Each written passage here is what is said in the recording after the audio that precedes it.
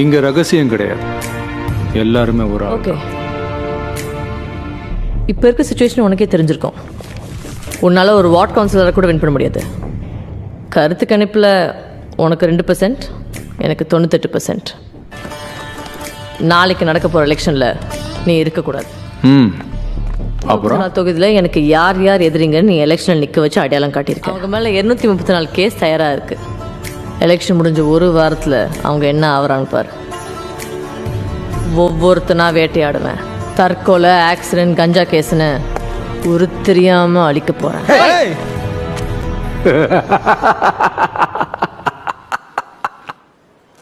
நீங்க தான் ஜெயிக்க போறேன்னு சொல்றீங்க, அப்புறம் நான் எதுக்காக இன்னைக்கே ஊருக்கு போனோம்? உன்ன மாதிரி திடீர் தலைவனுங்க இனிமே வரவே கூடாது. நீ ஓடி போறது அவங்களுக்கு உதாரணமா இருக்கணும்.